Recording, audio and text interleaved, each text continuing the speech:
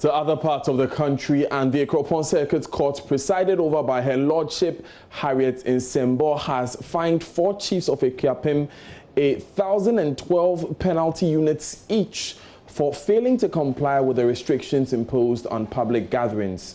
Maxwell Kudeko joins us with more. Maxwell, run us through once again what these chiefs did.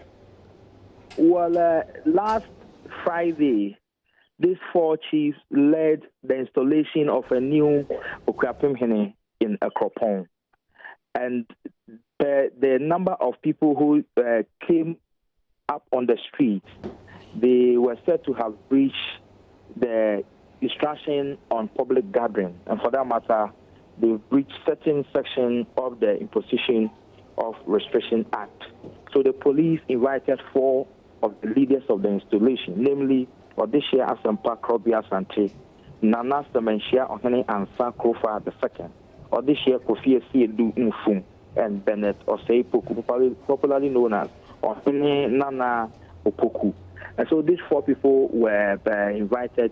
The caution statements were taken. They were granted bail. Today, the police sent them to the Akuapem Circuit Court, presided over by Madam Harriet Nsembo.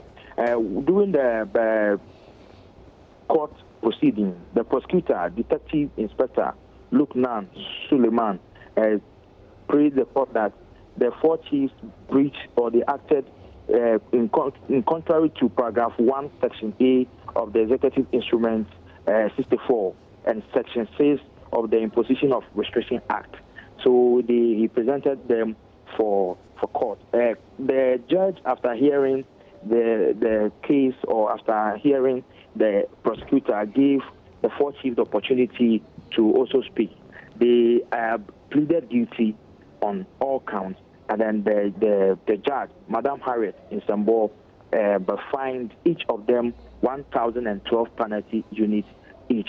So the 4 of them are paying a sum of 48,576 Ghana cedis. They are supposed to pay the money immediately, or they will have to serve a jail term. Immediately after the judgment, we realized that some other chiefs who came around were mobilizing resources to pay immediately so that these chiefs will be freed. So the monies have been paid, Maxwell?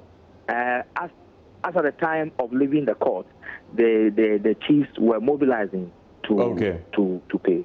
If they can't pay, how long are they going to be in jail? As a matter of fact, the judgment wasn't clear on the default imprisonment, but it was very emphatic that they are supposed to pay this amount of. Thank you very much, Maxwell Kudeko, for joining us with those updates from the Eastern region. Coming up in business, Chamber of Commerce conducts business impact assessment survey for post-COVID-19 support plan.